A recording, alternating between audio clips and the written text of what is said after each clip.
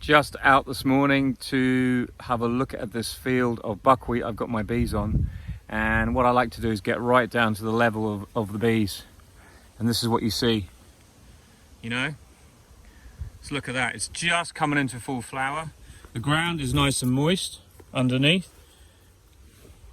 When you look at this whole field, it's just right down to those bales down there. And across the back, through the line of trees, all of that.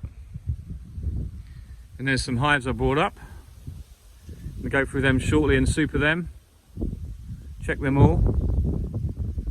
A little bit breezy here at the moment, but the wind's going to die down.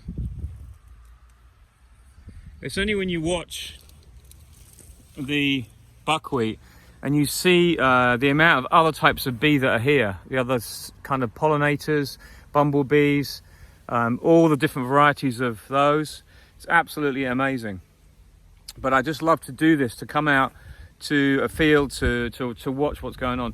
This is a new thing for me. I've never been able to move my bees to another area before, because partly because I'm kind of fairly new to the commercial scene, but also because not many farmers have been doing this around here, and you do end up being kind of not pinned down, but you have to kind of take what you get, and you can't always go to the sunflowers because we have no sunflowers for like 150 or 100 miles from here, you know, this kind of thing. Whereas now we got these a farmer that are near me, and there's several farmers starting to do, they're looking at diversifying a bit more. If we get rain in May, which we have had this year, and you can see what's happened, they'll sow buckwheat and then up it comes, and it flowers just after the chestnut has finished, which is absolutely fantastic, because this has to be harvested in October at the very last time, because obviously as the end of the year comes, it dries out, and then they harvest it, and that's what gives you your buckwheat and your buckwheat pancakes, the flour from those. But it's just great to see this, to finally have some diversification in what we are traditionally kind of a bit stuck with what we've got. I mean, don't get me wrong, it's wonderful that we've got what we have got. We've got spring flowers, and we have the gap, and we have the summer chestnut and the bramble and the maize and all that kind of stuff. But to see this field in full flower is an absolute joy, you know. The amount of bees we're getting, the amount of pollinators is beautiful. And the smell, I can tell you, is absolutely amazing. But all is good. So we're gonna hopefully have these bees here for about 2 to 3 weeks. Then I'll probably harvest the honey after, if there is any, but I'm hoping there will be some.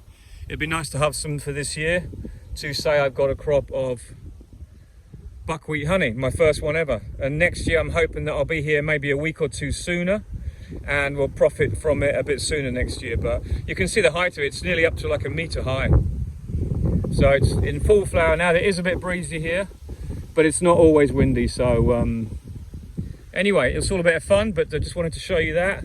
I just wanted to show you how it works out for me. So I can get my truck right in here, do very little damage to the buckwheat, because along the edge of the field there's hardly any density, because obviously it's a bit harder, the buckwheat here.